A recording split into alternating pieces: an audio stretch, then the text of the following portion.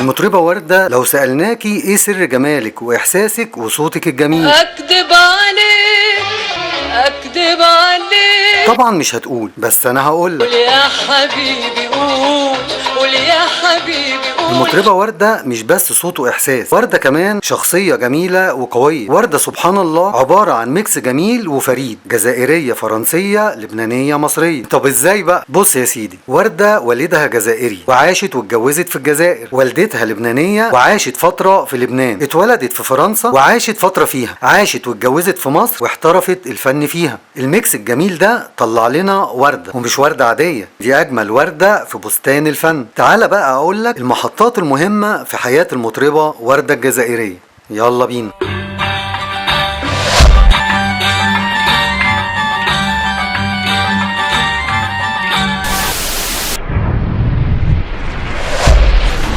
مساء الفل يا حلوين. سنة 1939 اتولدت المطربة وردة في فرنسا. Je voudrais tant que tu te souviennes des jours heureux où nous étions amis.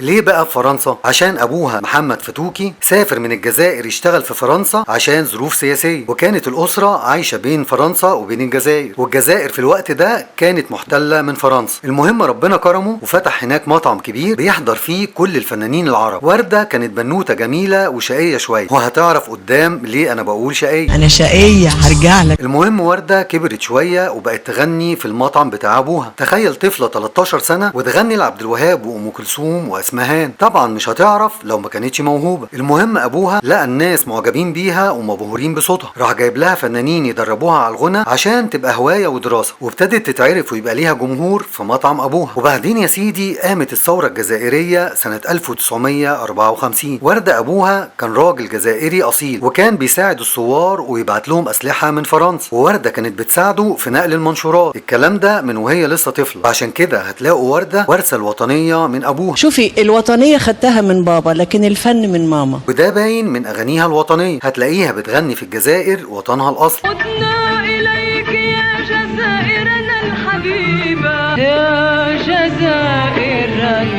الحبيبة. وهتلاقيها بتغني في مصر وطنها التاني. وأنا على الربابة بغني، وتحيا مصر تحيا مصر. تنسوش ان امي لبنانية. لبناني عظيم الله يحميك، الراية العالية فوق أراضيه. وردة عاشت السياسة والغربة من الطفولة، وعشان كده عارفة قيمة الوطن. وطني بيكبر وبيتحرر، لا في الجزائر ولا في عمان تهدى الثورة على الطغيان إلا بنصر الشعب العربي. على فكرة أوبريت الوطن الأكبر كانت أول أغنية وردة تغنيها في مصر. المهم حكومة فرنسا اكتشفوا ان محمد فتوكي والد وردة بيخزن اسلحة في المطعم بتاعه ويهربها للثوار في الجزائر، فقبضوا عليه وقفلوا المطعم، وبعدين رحلوه هو وعياله. لما اترحلوا بقى راحوا فين؟ راحوا لبنان. واشمعنى لبنان؟ ما انا لسه قايل لك ان والدة وردة من لبنان. ركز بقى شوية يا عم. وردة بدأت تغني في كازينوهات لبنان لحد ما ابتدت تتعرف وصوتها يسمع في مصر. كل فنان عاوز ينجح لازم يروح لمنبع الفن، منبع الفن مصر، مفيش شك يعني. وطلبها محمد عبد الوهاب عشان تغني في اوبريت الوطن الاكبر اللي احنا لسه متكلمين عنه دلوقتي. وبعدها طلبها المخرج حلمي رفلة عشان تعمل فيلم المظ وعبد الحمولي، والفيلم نجح وكسر الدنيا. نخلة على نخلة طابوا في ليالي الهوى. وابتدت وردة تدخل عالم النجومية، وفي الفيلم ده اتعرفت وردة على ملحن الفيلم اللي هو مين؟ ايوان بليغ حمدي، اللي كانت معجبة بألحانه من قبل ما تعرفه. كنت معجبة بيه لكن لما سمعت حب ايه اللي انت جاي تقول عليه وانا في الجزائر قلت الولد ده جينيوس، جيني يعني جيني عبقري. وابتدت بينهم قصة حب أسطورية. بليغ حمدي اتقدم لوردة أكتر من مرة وأبوها يرفضه. يبقى اتفرج على حلقة حكاية حب بليغ ووردة، أنا قايل فيها كل الحكاية. المهم بعد نجاح فيلم المظ وعبد الحمولي وفي سنة 63 عملت وردة أغنية لعبة الأيام.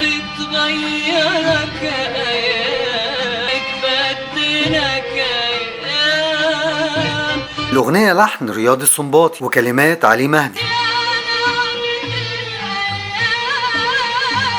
ونجحت الاغنيه قوي وبدات ورده تتعرف كمطربه وممثله. المهم يا سيدي بيقول لك مره ورده كانت ماشيه بالعربيه بتاعتها والعربيه عطلت في مكان صحراء، وبالصدفه كان معدي المشير عبد الحكيم عامر. الراجل وقف يساعدها وخلى السواق بتاعه يوصلها، ده موقف عادي اي راجل في مكانه هيعمله. المهم بعد كده ورده لما عرفت من السواق ان ده المشير عبد الحكيم عامر راحت له بعد كده عشان تشكره بنفسها، والحكايه دي اتعرفت وطلع اشاعات ان في بينهم حكايه. مين بقى سبب الاشاعه دي؟ هقول لك يا سيدي مع اني عارف انك مش هتصدق. ورده في الوقت ده كانت صغيره في السن ولسه جديده في مصر وفي وسط كله مشاكل ومنافسات. كانوا كلهم نجوم وانا يا عيني كانوا بيخلوني اغني الساعه 4 الصبح في الاسانسير، نازلين من عندي واكلين اكل عيشي انا وبيتكلموا عني والله. وعايزه يبقى ليها ظهر ومحدش يضايقها. ايوه هي اكتشفوا ان ورده هي اللي روجت للاشاعه، كانت دايما بتوصل للي حواليها انها صديقه المشير. ازاي يا جدع؟ ازاي ايه؟ انا مش قلت لك في الاول انها كانت بنت شقيه؟ وانا كنت بندهله حلومه. ايه يا ورده من قله الكلام اللي في السوق يعني بتغني عن النميمه؟ بقول لك ايه، مش احسن ما اغني حلو القمر حلو؟ فضيحه، انا فضيحه مصر. واحده مستنيه جوزها، هو شاف هناك ولا في الموعد لك ورده مش هتعديها، بيخاف منها قوي، بيخاف من انفعالاتها، هي عصبيه. بحس اللي بيعملوا مسخره كمان اللي بيضحكوا ما بص لهم كده. شفت بقى شقيه ولا مش شقيه؟ المهم وصل للرئيس جمال عبد الناصر ان المشير على علاقه بورده، فامر بترحيل ورده. خلي بالك ده اللي اتقال والله اعلم. ورجعت ورده على الجزائر وهناك اتجوزت جمال قصر عريس لقط راجل مخابرات وكده يعني، وودعت الفن والغنى وخلفت ولد وبنت اللي هم رياض ووداد، وكانت عايشه ومبسوطه في بيتها. الجواز استمر لمده 8 سنين لحد ما في يوم طلب رئيس الجزائر من جوز ورده انها تغني في حفله العيد العاشر لاستقلال الجزائر، والكلام ده كان سنه 72. وفعلا ورده غنت وابدعت في الحفله. وردة شافت الأضواء وحب الجماهير ليها من تاني ورجعت موهبتها تسيطر عليها. المهم وردة بعد الحفلة طلبت من جوزها إنها ترجع للغنى والتمثيل. الراجل قال لها ما ينفعش، وده كان اتفاقنا من الأول. ردت وقالت له أنا مش قادرة أعيش من غير الفن. كنت بحاول كل سنة كده أقنعه بإن الفن أجمل حاجة في الدنيا، وأنا ليه انا زي الاكسجين يعني محتاجه له. وعلى فكره مش هيحس بيها غير الناس اللي مضروبين بالفن، اصل في ناس فعلا موهوبين والفن بيجري في دمهم زي الادمان. المهم جوزها قال لها اختاري يا ورده، يا انا يا الفن. وطبعا كلنا عارفين انها اختارته هو، واحنا اتحرمنا من صوت ورده واغانيها. ايه يا عم ده انت هتالف؟ لا يا حبيبي مش انا. ايوه طبعا مش انا، لكن ده اللي حصل في فيلم حكايتي مع الزمان. اصل الفيلم ده كان بيحكي حكايتها هي فعلا. حكايتي مع الزمان نتطلق. انت شايفه ان دي مصلحتك؟ مصلحتنا احنا الاثنين. مستنياك يا ماما. حاضر يا حبيبتي.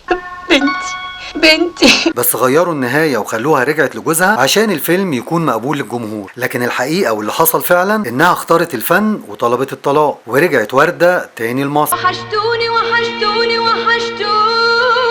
الحمد لله على السلامه. اهلا اهلا اهلا اهلا اهلا بعز الحبايب. وبدأت وردة رحلة طويلة مليانة نجاحات وشهرة وحب ودموع. دموع ما تنتهيش وألم ما تتنسيش. تخيل بقى مين كان في استقبال وردة وشجعها بعد الرجوع؟ أيوان العندليب عبد الحليم حافظ. أستاذ عبد الحليم يمكن هو اللي خلاكي تيجي القاهرة تاني مرة. هو شجعني قوي لاني عارفه بعد 10 سنين رجوع قد كده قال لي كلام رقيق، يا انا وحشتي مصر وسبتي مكانك فاضي. وبعدين يا سيدي وردة اتجوزت بليغ وعمل لها بعد كده أجمل الألحان. بليغ حمدي حب العمر اللي ساعدها كتير بألحانه وكانت هي ملهمته، وحصل اللي حكيت لكم عليه في الحلقة بتاعتهم، واتطلقوا وفضلوا أصدقاء لحد وفاة بليغ سنة 1993. وردة عاشت في حزن واكتئاب بعد وفاة بليغ، لكن مع الوقت حاولت تكمل حياتها وفهمت إن الجديد مختلف ومش هينفع تكمل بنفس أسلوب وألحان الكبار.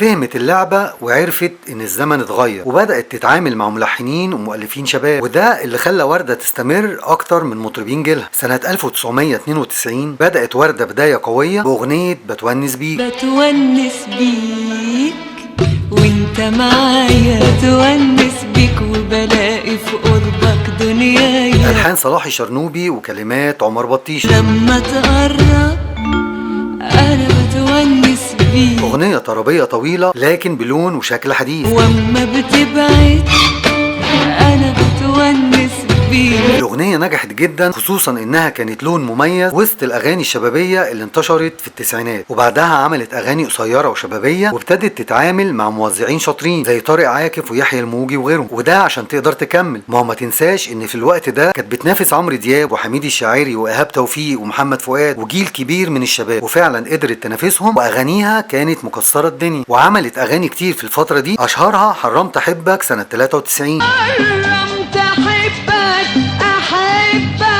ما تحبني. كانت برضو لصلاح الشرنوبي وعمر بطيش. ابعد بقلبك يا قلبك وسيبنا عيش. وسنة 94 عملت أغنية نار الغيرة.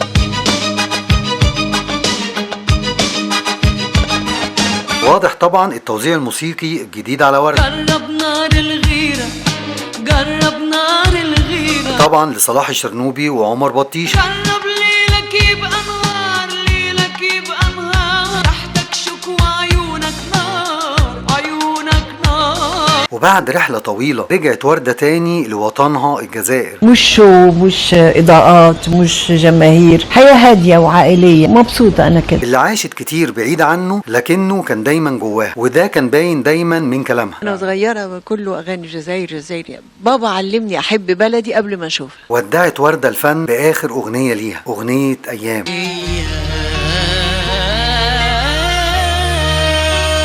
وفي الأغنية بتوصف الحياة وكأنها بتودعها. لكن يا خسارة الحياة تمرق ما فينا نردها. وبعد رحلة طويلة مليانة حب وطرب وأفراح وأحزان وصراعات ومرض، في 17 مايو سنة 2012 اتوفت المطربة وردة الجزائرية في مصر وطنها التاني، واتدفنت في الجزائر، ودي كانت وصيتها تدفن في بلدها وفي مدافن عيلتها. وردة كانت جزائرية لكن كل جمهورها في الوطن العربي بيعتبرها من بلده. وردة أمتعتنا بفنها وإحساسها، الله يرحمها، وفعلا صوتها وفنها عايش معانا ومش هيتنسي. أنا اللي بينكم هنا. لو أنا نسيت حاجات مهمة في حياة وردة اكتبوها لي في التعليقات. جابني الطريق هنا أنا. ما تنساش بقى تشترك في القناة عشان تشوف الحلقات اللي جاية، حكايتي مع الزمان وبقى اتفرج على الحلقات اللي فاتت. سلام يا حلوين.